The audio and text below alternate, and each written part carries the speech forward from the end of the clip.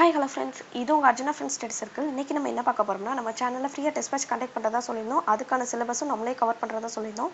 இன்றைக்கி என்ன டெஸ்ட்டுனா 6ஆம் வகுப்பு இயல் 2 அதுக்கான சிலபஸ் நம்ம நேற்றே நடத்திட்டோம். 6ஆம் வகுப்பு இயல் 2க்கான கிளாஸ் நம்ம நேற்று அதை பார்த்துருந்தீங்கன்னா அந்த டெஸ்ட்டு ஈஸியாக நான் இங்கே அட்டென்ட் பண்ணிடலாம். ஓகே, வாங்க பார்ப்போம். அதோட ஆன்சர் கீ இன்றைக்கி மார்னிங் டெஸ்ட்டு நம்ம சேனலில் போஸ்ட் பண்ணியிருந்தோம். அதுக்கான ஆன்சர் கீ தான் நம்ம இப்போ பார்க்க போகிறோம். வாங்க பார்ப்போம். ஃபஸ்ட்டு கொஸ்டின் பாருங்கள். கீழ்காணும் கூற்றுகளை ஆராய்க. சேர மன்னர் மரபைச் சேர்ந்தவர் இளங்கோவடிகள். ஓகே, முதல் கூற்று கரெக்டு தான். ரெண்டாவது கூற்று என்ன கொடுத்துருக்காங்க? சிலப்பதிகாரம் தமிழில் முதல் காப்பியம் மற்றும் முத்தமிழ் காப்பியம் குடிமக்கள் காப்பியம் கூட. ஆமாங்க, சிலப்பதிகாரத்தை நம்ம என்ன சொல்லலாம்னா தமிழின் முதல் காப்பியம், முத்தமிழ் காப்பியம், குடிமக்கள் காப்பியம் அப்படின்னு சொல்லலாம். ஓகேங்களா? ஓகே. இதுவே இரட்டை காப்பியம்னா மணிமேகலை, இதுவே பெண்மையை முதன்மைப்படுத்தும் புரட்சி காப்பியம் கேட்டிருந்தாங்கன்னா மணிமேகலை தான். ஓகேங்களா? ஓகே, கூற்று ரெண்டும் கரெக்டு தான். மூணாவது கூற்று பாருங்க, சிலப்பதிகாரம் மணிமேகலையும் இரட்டை காப்பியங்கள் என்று அழைக்கப்படுகின்றன. ஓகே, 3 கூற்றுமே கரெக்டு. ஸோ ஆன்சர் என்னன்னா ஃபர்ஸ்ட் கொஸ்டினுக்கு மேற்கண்ட அனைத்தும் சரி. ஆப்ஷன் டி தான் இதுக்கு கரெக்டு. ஓகேங்களா? ஓகே, நெக்ஸ்ட் கொஸ்டின் பார்ப்போம். திங்கள் ஞாயிறு மலை என இயற்கையை வாழ்த்துவதாக தொடங்கும் நூல் எது? என்ன நூல் பார்த்துடலாமா? ஓகே, வாங்க பார்ப்போம். திங்கள் ஞாயிறு மலை என இயற்கையை வாழ்த்துவதாக தொடங்கும் நூல் எதுனா சிலப்பதிகாரம். இதுதான் நம்ம படிச்சிருப்போம். வான்மலை போற்றுவோம் வான்மலை போற்றுவோம் அப்படின்ட்டு, ஞாயிறு போற்றுறதும் ஞாயிறு போற்றுறதும்ட்டுன்னு அந்த பாடல்ல இருந்து தான் இதை எடுத்திருக்கோம். நெக்ஸ்ட் கொஸ்டின் பாருங்க. பொறுத்துக. திங்கள் அப்படின்னா நமக்கு என்ன பொருள்னா நிலவு அப்படின்ட்டுன்னு வரும். கொங்கு அப்படின்னா மகரந்தம்னு படிச்சிருப்பீங்க. ரெண்டாவது இடத்துல இருக்குது. திங்கள் நிலவு 2 அப்படின்னா கொங்கு மகரந்தம். கொங்குவோட மீனிங் என்ன? மகரந்தம். மேரு மேருன்னா நம்ம என்ன சொல்லுவோம்? இமயமலை. இமயமலை தான் மேருன்னு சொல்லுவாங்க. அலி அப்படின்னா கருணை. ஓகேங்களா? ஓகே, அப்படின்னா ஆப்ஷன் என்னது? 2, 3, 4, 1. இதுவும் சிலப்பதிகாரத்தில் இருந்து தான் எடுத்திருக்காங்க. பாருங்கள், 2, 3, 4 என்ன ஆப்ஷன்? B option. அப்படின்னா இதுக்கு ஆன்சர் வந்து பி. ஓகேங்களா? ஓகே, நெக்ஸ்ட் பாருங்க. 10, 12 தென்னை மரம் பக்கத்திலே வேணும் என்ற பாடலின் ஆசிரியர் யார்? இது வந்து நம்ம காணி நிலம் அப்படிங்கிற சாப்டர்ல இருந்து எடுத்திருக்கோம். ஓகேங்களா? காணி நிலம், அந்த இதை காணி நிலம் வேண்டும் காணி நிலம் வேண்டும் பராசக்தி அப்படின்னு சொன்னது யாருன்னா பாரதியார். ஓகேங்களா? ஓகே, இதுக்கு ஆன்சர் வந்து ஆப்ஷன் ஏ. பாரதியார் என்னென்ன நூல்கள்லாம் எழுதியிருக்காங்க உங்களுக்கு தெரிஞ்ச நூல்கள் கமெண்ட் பண்ணுங்க. இப்போ நம்ம கொஞ்சம் நூல்கள் பார்ப்போம். என்னது? பாட்டுன்னு முடியுது எல்லாமே பாரதி தான் எழுதியிருப்பார். கண்ணன் பாட்டு, குயில் பாட்டு, பாப்பா பாட்டு, பாஞ்சாலி சபதம். ஓகேங்களா? Okay, next. மண்ணுரிமைக்காகவும் பெண்ணுரிமைக்காகவும் பாடல்களை பாடியவர் யார்? ஆன்சர் என்னன்னா பாரதியார். இங்கே நம்ம என்ன கொடுத்துருக்கோம்? அவங்களுடைய சிறப்பு பேர் கொடுத்துருக்கோம். பாவலரேறு அப்படின்னு சொல்கிற யாருன்னா பெருஞ்சித்திரனார் வந்துருவாங்க. ஓகேங்களா? பாவலரேறு அப்படின்னு நம்ம யாரை சொல்லுவோம்னா பெருஞ்சித்திரன். அவருடைய இயற்பெயர் என்னன்னா துரை மாணிக்கம். ஓகேங்களா? ஓகே, கவிஞரேறுனா வாணிதாசன் வந்துருவார். ஓகேங்களா? ஓகே, மகாகவிங்கிறது பாரதியார். நமக்கு மண்ணுரிமைக்காகவும் பெண்ணுரிமைக்காகவும் பாடல் பாடியவர் யாருன்னா பாரதியார். ஸோ ஆன்சர் என்ன? சி, மகாகவி.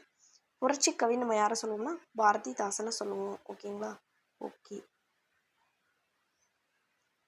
உங்களுக்கு ஒரு கொஸ்டின்ங்க. மக்கள் கவிஞர் அப்படின்னு யாரை நம்ம சொல்லுவோம்? பட்டுக்கோட்டை கல்யாண சுந்தரத்தை சொல்லுவோம். ஓகேங்களா? இதுவே மக்கள் கவிஞர் அப்படின்னா பட்டுக்கோட்டை கல்யாண சுந்தரம். இதுவே மக்கள் கவினா யாரை சொல்லுவோம்னா நம்ம பாரதிதாசனை சொல்லுவோம். ஓகேங்களா? அந்த டிஃப்ரென்ஸ் தெரிஞ்சு படிச்சுக்கோங்க. சப்போஸ் மக்கள் கவி அப்படின்னு சொல்லுவாங்க, ஆப்ஷனில் பட்டுக்கோட்டையும் வச்சுருப்பாங்க பாரதிதாசனும் வச்சுருப்பாங்க. மக்கள் கவின்னு கேட்டால் பாரதிதாசன் போடணும், மக்கள் கவிஞர்னு கேட்டால் பட்டுக்கோட்டை கல்யாண சுந்தரத்தை போடணும். ஓகேங்களா? ஓகே, நெக்ஸ்ட் பாருங்கள். பாரதியார் பாடல்களுள் பொருந்தாததை தேர்க. ஆன்சர் என்னென்னா வீரகாவியம். ஓகேங்களா? பாஞ்சாலி சபதம் யார் தான் பண்ணியிருப்பார்? பாரதியார் தான். கண்ணன் பாட்டு, குயில் பாட்டு, பாப்பா பாட்டு அப்புறம் சொன்ன மாரிக்கல. ஓகேங்களா? சுதேசமித்திரன் பாடல்கள் இதெல்லாம் சுதேச கீதங்கள் இதெல்லாம் யார் எழுதியிருப்பார்னா பாரதியார் எழுதியிருப்பார். இதில் வீரகாவியம் வந்து யார் எழுதியிருப்பாங்கன்னா முடியரசன் எழுதியிருப்பாங்க. ஓகேங்களா? முடியரசன் எழுதின நூல்கள் என்னதுலான்னு பார்த்துக்கலாமா? பூங்கொடி, வீரகாவியம், காவியப்பாவை, இதெல்லாம் யார் எழுதுகிற நூல்கள்? முடியரசன் எழுதின நூல்கள். இவருக்கு வந்து பூங்கொடி அப்படிங்கிற இதுக்காண்டி தமிழக அரசு பரிசு கொடுத்துருப்பாங்க. ஓகேங்களா? இவருக்கு கவியரசு முடியரசன் அப்படின்னு யார் கொடுத்துருப்பாங்க? குன்றக்குடி அடிகளார் கொடுத்துருப்பாரு பரமூலையில் நடந்த விழாவில். ஓகேங்களா? ஓகே, நெக்ஸ்ட் அதே மாதிரிக்கல கவியரசு கண்ணதாசன். கவியரசே 2 பேர்த்துக்கு வரும். கவியரசு முடியரசு, நெக்ஸ்ட் கவியரசு கண்ணதாசன். ஓகேங்களா? ஓகே, நெக்ஸ்ட் கொஸ்டின் பாருங்க. முத்துச்சுடர் போலங்கிறது என்னன்னா நிலா ஒளி. இதுவும் நம்ம பார்த்துருப்போம். எங்கள் காணி நிலம் இதில் இருந்து தான் நம்ம எடுத்திருப்போம். சித்த மகிழ்ந்திட தென்றல் தூய நிறத்தில் மாடங்கள். இதுக்கு ஆன்சர் என்ன? 2, 1, 3. Option C correct. Next question பாருங்கள். கீழ்காணும் கூற்றுகளில் சரியானதை தேர்க. ஓகேங்களா? ஓகே, வாங்க பார்ப்போம். இதை நல்லா அலர்ட்டாக வாசிங்க. நிலவு, விண்மீன், புவியீர்ப்பு புலம் இவற்றிற்காகவே பறவைகள் இடம்பெறுகின்றன. இது கரெக்டா? சரி, நெக்ஸ்ட்டு ஸ்டேட்மெண்ட் பார்ப்போமே. உணவு, இருப்பிடம், தட்பவெப்பநிலை மாற்றம், இனப்பெருக்கம் ஆகியவற்றை அடிப்படையாக கொண்டு பறவைகள் இடம்பெறுகின்றன. இது கரெக்டா? ஓகே, இது ரெண்டுமே கரெக்டு கிடையாதுங்க, ரெண்டுமே தப்பு. ஏன்னா நிலவு, விண்மீன், புவியீர்ப்பு புலம் ஆகியவற்றை அடிப்படையாக கொண்டே பறவைகள் இடம்பெறுகின்றன வரும். உணவு, இருப்பிடம், தட்பவெப்பநிலை இவற்றிற்காகவே இனப்பெருக்கம் ஆகியவற்றிற்காக எனது பறவைகள் இடம்பெறுகின்றன. நிலவு, விண்மீன், புவியீர்ப்பு புலத்தை அடிப்படையாக பேஸ் பண்ணி பறவைகள் இடம்பெறும். அதோட நீட்ஸ் என்னதுலானா உணவு, இருப்பிடம், தட்பவெப்பநிலை மாற்றம், இனப்பெருக்கம். இந்த தேவைக்காண்டி அது இடம்பெறும். ஓகேங்களா? பேஸையும் நீடையும் நாம் மாற்றி கொடுத்துருக்கோம். ஓகேங்களா? ஓகே, இது மட்டும் கரெக்டாக சூஸ் பண்ணி போட்டால் கரெக்டு தான். அப்படின்னா 1, 2 தவறு, 3 சரி. பறவைகள் இடம்பெயர்தல், வலசை போதல் என்பர். இது கரெக்டுங்க, இது உங்கள் எல்லாத்துக்கும் தெரியும். ஓகே, நெக்ஸ்ட் கொஸ்டின் பார்ப்போம். எனக்கு தெரிஞ்சு இந்த கொஸ்டின் எல்லாம் தப்பு பண்ணிக்கிறதுக்கு சான்சஸ் நிறைய இருக்குது. ஓகே, நெக்ஸ்ட் கொஸ்டின் பார்ப்போமா? ஓகே, யாரெல்லாம் கரெக்டாக போட்டிருக்கீங்கன்னு பார்ப்போம். இந்த கொஸ்டின் 8th கொஸ்டின். ஓகே, சிறகடிக்காமல் கடலையும் தாண்டி பறக்கும் பறவை எது? கப்பல் பறவை. கரெக்டு தானேங்க? கரெக்டு தான். கப்பல் கொள்ளைக்கடை, அதுவும் கரெக்டு தான். கடற்கொள்ளை பறவை, அதுவும் கரெக்டு தான். அந்த மூணுமே ஒன்று தாங்க. ஆன்சர் என்னன்னா மேற்கண்ட அனைத்தும். ஒரு நிமிஷங்க, இந்த 8th கொஸ்டின் வந்து கொஞ்சம் லைட்டாக பார்க்கறதுக்கு சேமாக தான் இருக்கும். ஆனால் ஆன்சர் யார் கரெக்டாக போட்டிருக்கீங்கன்னு தெரியல. யாரெல்லாம் கரெக்டாக போட்டிருக்கீங்களோ கமெண்ட்டில் மென்ஷன் பண்ணுங்கள். ஓகேங்களா? ஓகே ஓகே, வாங்க நெக்ஸ்ட் கொஸ்டின் பார்ப்போம். கீழ்காணும் கூற்றுகளில் தவறானதை தேர்க. நாராய் நாராய் செங்கால் நாராய் என்னும் பாடலை எழுதியவர் யார்? சத்திமுத்த புலவர். கரெக்டு. நெக்ஸ்ட்டு, இவர் 1000 ஆண்டுகளுக்கு முன்பு வாழ்ந்தவர். 1000 ஆண்டுகளுக்கு முன்பாக வாழ்ந்திருக்காங்க இவர்? 1500. ஓகேவா? அப்படிங்கிற 2 தவறு. 3வது, தென் திசை குமரி வட திசைக்கு ஏகுவீர் ஆயின் என்னும் அடிகள் பறவைகள் வலசை வந்து செய்தியை குறிப்பிடும். கரெக்டு தானேங்க? ஓகே, அப்படின்னா இது மட்டும் தவறு, 2 மட்டும் தவறு. ஆப்ஷன் பி இதான் கரெக்டு. ஓகேங்களா? ஓகே, நெக்ஸ்ட் கொஸ்டின் பாருங்கள். இந்தியாவின் பறவை மனிதர் டாக்டர் சலீம் அலி. கரெக்டு. சரியானதை தேர்கன்னு தானே கொடுத்துருக்காங்க. நம்ம ஃபஸ்ட்டு கொஸ்டின் ரீட் பண்ணதே சரியானதை கேட்டிருக்காங்களா தப்பானதை கேட்டிருக்காங்களா ஃபஸ்ட்டு அண்டர்லைன் பண்ணிக்கணும். ஓகேங்களா? எக்ஸாம் சென்டரில் போயுமே. ஓகே, ஃபஸ்ட்டு இந்தியாவின் பறவை மனிதர் டாக்டர் சலீம் அலி. இது கரெக்டு. தன் வாழ்க்கை வரலாற்று நூலுக்கு சிட்டுக்குருவியின் வீழ்ச்சி என்று பெயரிட்டுள்ளார். ஆமாங்க, இதுவும் கரெக்டு தான். நெக்ஸ்ட்டு, மனிதன் இல்லாத உலகில் பறவைகள் வாழ முடியும், பறவைகள் இல்லாத உலகில் மனிதன் வாழ முடியாது. இது யாருடைய ஃபேமஸான கோட்ஸ்னா டாக்டர் சலீம் அலிக்குள்ள தான். இதுவும் கரெக்டு தான். ஸோ மேற்கண்ட அனைத்தும் சரி. நெக்ஸ்ட் கொஸ்டின் பாருங்கள். உலக சிட்டுக்குருவி நாள். இது அடிக்கடி ஒரு ஷார்ட்கட் நிறைய பேர் ப்ராப்ளமாக யூஸ் பண்ணிட்டு இருப்பாங்க. அவங்க உங்களுக்கு தெரிஞ்ச ஷார்ட்கட் தான் எனக்கும் தெரியும் இதுக்கு. ஓகே, உலக சிட்டுக்குருவி நாள் உங்கள் எல்லாத்துக்குமே தெரியும். மார்ச் 20. மார்ச் 21 என்னது? 22 தண்ணீர் தினம்பாங்க. மார்ச் 21 காடுகள் தினம். மார்ச் 23 என்ன தினம்னு சொல்லுவாங்க? வானிலை தினம். ஓகேங்களா? சிட்டுக்குருவி, இதுக்கு ஒரு ஷார்ட்கட் கூட வந்தது. சிட்டுக்குருவி காட்டுக்கு போய் தண்ணி குடிக்க போய் வானிலை சரியில்லாத காரணத்தினால டிபி வந்து இறந்து போச்சு அப்படிம்பாங்க. அதாவது காசநோய். மார்ச் 24 வந்து காசநோய் தினம். ஓகேங்களா? ஓகே, நெக்ஸ்ட் கொஸ்டின் பார்ப்போமா? டியூபர்குலோசிஸ். ஓகே, கீழ்காணும் கூற்றுகளில் சரியானதை தேர்க. ஓகேங்களா? சரியானது என்னதெல்லாம் பார்ப்போமா? பறவை பற்றிய படிப்பு ஆர்னித்தாலஜி எனப்படும். கரெக்டு. பேர்ட்ஸை பற்றினது ஆர்னித்தாலஜி தான். உலகிலேயே நெடுந்தொலைவு பறக்கும் பறவை ஆர்டிகாலா. ஆமாங்க, இதுவும் கரெக்டு தான், ஆர்டிகாலா. ஆனால் தேர்ட் ஸ்டேட்மெண்ட் பாருங்கள். இது 15,000 கிலோமீட்டர் வரை பயணம் செய்யும். இது தாங்க தப்பு. ஏன்னா இது 15,000 கிலோமீட்டர் இல்லை, அதையும் தாண்டி 22,000 கிலோமீட்டர் வரைக்கும் இது பயணம் செய்யும். ஓகேங்களா? ஓகே, டீங்கப்பா. அப்படின்னா ஆன்சர் என்னது? 3 எதெல்லாம் 3 வந்து தவறுன்னு நமக்கு தெரிஞ்சு போச்சு. அப்படின்னா எங்கே 3 தவறுன்னு இருக்குது? Option A. இதுக்கு ஆன்சர் ஏ. நெக்ஸ்ட்டு, கிழவனும் கடலும் என்னும் புதினத்தை எழுதியவர் யார்? இது தெரியும், நம்ம பாடம் நடத்தையிலே சொல்லியிருந்தோம். என்னன்னு சொல்லியிருந்தோம்? கிழவனும் கடலும் என்எஸ் ஹெமிங்வே. இந்த ஒரு லைனை மட்டும் படிச்சுக்கிட்டாலே போதும். இந்த கதை நீங்கள் வேணும்னா படிச்சுக்கோங்கன்னு சொன்னோம். இது எப்போ நோபல் பரிசு? 1954 நோபல் பரிசு வாங்குச்சுன்னு பார்த்தோம். ஓகேங்களா? ஓகே, நெக்ஸ்ட்டு பாருங்கள். எழுத்துக்கள் எத்தனை வகைப்படும்? உங்களுக்கு ஒரு கொஸ்டின்ங்க. எழுத்து எத்தனை வகைப்படும்? எழுத்துக்கள் எத்தனை வகைப்படும்? ஓகேங்களா? ஓகே, நானே சொல்லிடுறேன். என்ன இதில் நம்ம ஆன்சருக்கு எக்ஸ்ப்ளனேஷன் சொல்லிட்டு ஆன்சர் கொடுக்க போனால் தப்பாயிடும். எழுத்துக்கள் எத்தனை வகைப்படும்னா 2 வகைப்படுங்க. என்னென்ன வகைனா, முதல் எழுத்து, சார்பெழுத்து. ஓகேங்களா? இதுதான் அந்த எழுத்துக்கள் 2 வகைப்படும். முதல் எழுத்து, சார்பெழுத்து. இதுவே எழுத்து எத்தனை வகைப்படும் கேட்டாங்கன்னா 3 வகைப்படும். எழுத்துக்கள் தான் 2 வகைப்படும். ஓகேங்களா? இதுவே எழுத்துன்னு கேட்டாங்கன்னா 3 வகைப்படும். அது என்னதுலான்னு பார்த்தீங்கன்னா குறில் நெடில் ஒற்று. ஓகேங்களா, குறில் நெடில் ஒற்று, அவ்வளோதான். இது மட்டும் தெரிஞ்சு வச்சுக்கோங்க. குழப்பத்துக்கு சான்ஸ் இருக்குது. எழுத்துக்கள்னு கேட்டால் 2, எழுத்துன்னு கேட்டால் 3 வகைப்படும். ஓகேங்களா, நல்லா நோட் பண்ணிக்கோங்க. ஓகே, நெக்ஸ்ட் பார்ப்போமா. இது நம்ம கிளாஸ் நடத்தல் நல்லா சொல்லியிருந்தோம், எழுத்துக்களை. ஓகேங்களா, ஓகே. Next question. முதல் எழுத்து என்பது யாது? உயிரெழுத்து 18, மெய்யெழுத்து 12. இது தப்பு. என்ன அப்படி வர்றது? ஆன்சர் என்னன்னு டேரெக்டாகவே பார்த்துரும். உயிரெழுத்து 12, மெய்யெழுத்து 18. இதுதான் முதல் எழுத்து. ஓகேங்களா. சார்பெழுத்து எத்தனை வகைப்படும்? 10 வகைப்படும். அது என்னதுலானா உயிர்மை, ஆயுதம், உயிரெழுபடை, ஒற்றெழுபடை, குற்றியலுகரம், குற்றியலிகரம், ஐகார குறுக்கம், ஔகார குறுக்கம், மகர குறுக்கம், ஆயுத குறுக்கம். ஓகேங்களா, சார்பெழுத்தெல்லாம் நல்லா பார்த்துக்கோங்க. ஓகே, நெக்ஸ்ட் கொஸ்டின் பார்ப்போமா. கீழ்காணும் கூற்றுகளில் சரியானதை தேர்க. நமக்கு என்ன சூஸ் பண்ண சொல்லியிருக்காங்க? சரியானது. உயிர்மை எழுத்தின் ஒளி வடிவம் மெய்யும் உயிரும் சேர்ந்ததாக இருக்கும். இது கரெக்டா? உயிர்மை எழுத்து எதாவது சொல்லுங்கள். க உயிர்மை எழுத்து தானே. இது உயிர்மை எழுத்தின் ஒளி வடிவம் மெய்யும் உயிரும் சேர்ந்ததாக. இதை ப்ரொனவுன்ஸ் பண்ணி பாருங்கள். ஆன்சர் கரெக்டாக இருக்கும். மெய்யும் உயிரும் சேர்ந்த மாதிரிகள் தான் வரும். க க அப்படிங்கிற இக்கும் வரும், வரும். ரெண்டும் சேர்ந்த மாதிரிகள் தான் வரும் அப்படிங்கிற இது கரெக்டு. நெக்ஸ்ட்டு வரி வடிவம் உயிரெழுத்தை ஒத்திருக்கும். வரி வடிவம் உயிரெழுத்தை ஒத்திருக்கும். பாருங்கள், வரி வடிவம் க நம்ம எப்படி எழுதுவோம்? இது வந்து உயிரெழுத்தையை ஒத்தி இருக்குது? நோ, இது வந்து மெய்யெழுத்தை ஒத்திருக்குது. ஓகேங்களா. நெக்ஸ்ட்டு ஒலிக்கும் கால அளவு மெய்யெழுத்தை ஒத்திருக்கும். ஒலிக்கும் கால அளவு ஒழிச்சு பாருங்கள். க க வந்து நம்ம சொல்கிறோம்னா கால அளவு வந்து உயிரெழுத்தை தான் ஒத்திருக்கும். ஓகேங்களா, அதாவது சொல்கிற அந்த அளவு தான் ஒத்திருக்கும். ஓகேங்களா. ஏன்னா காவை நம்ம எப்படி பிரிப்போம்? இக்கு ப்ளஸ் ஓகேங்களா. இக்குங்கிறது நமக்கு சொல்கிறதுக்கு அரை மாத்திரை. ஓகேங்களா. இதுவே ஆங்கிறது ஒரு மாத்திரை. இந்த காங்கிறது ஆவோட ப்ரொனவுன்சியேஷனில் ஒரு மாத்திரையில் தான் வரும். இதுவே வரி வடிவம் வந்து இக்கு மரிக்கில் க இருக்குது. ஓகேங்களா, மேலே புள்ளி வச்சா அது உயிர்மை எழுத்தாயிரும். அப்படிங்கிற இது வந்து வரி வடிவம் வந்து மெய்யெழுத்தை ஒத்திருக்கும். ஒலிக்கும் காலில் வந்து உயிரெழுத்தை ஒத்திருக்கும். ஓகேங்களா, கிளியரா புரியுதா? ஓகே, ஏதாவது டவுட்ஸ்னால் கமெண்ட் செக்ஷனில் கமெண்ட் பண்ணுங்கள். ஓகேங்களா. ஓகே, நெக்ஸ்ட்டு பார்ப்போமா.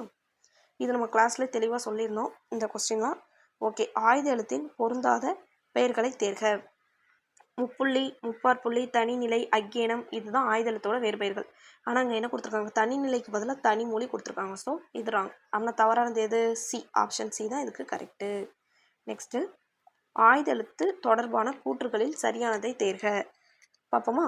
ஓகே, சரியானது தான் அவங்க கேட்டிருக்காங்க. சரியானதான் கேட்டதில் பார்ப்போம்னா நுட்பமான ஒழிப்பு முறை உடையது. கரெக்டுங்க. ஆயுத எழுத்து வந்து நுட்பமான ஒழிப்பு முறை உடையது. தனக்கு முன் ஒரு நெடில் எழுத்தையும் தனக்கு பின் ஒரு மெல்லின உயிர்மை எழுத்தையும். நான் அண்டர்லைன் பண்ணையில் நீங்கள் கவனிச்சிருப்பீங்க இது தப்புன்னு. ஆமாங்க, இது தப்பு தாங்க. எப்படி தப்புன்னா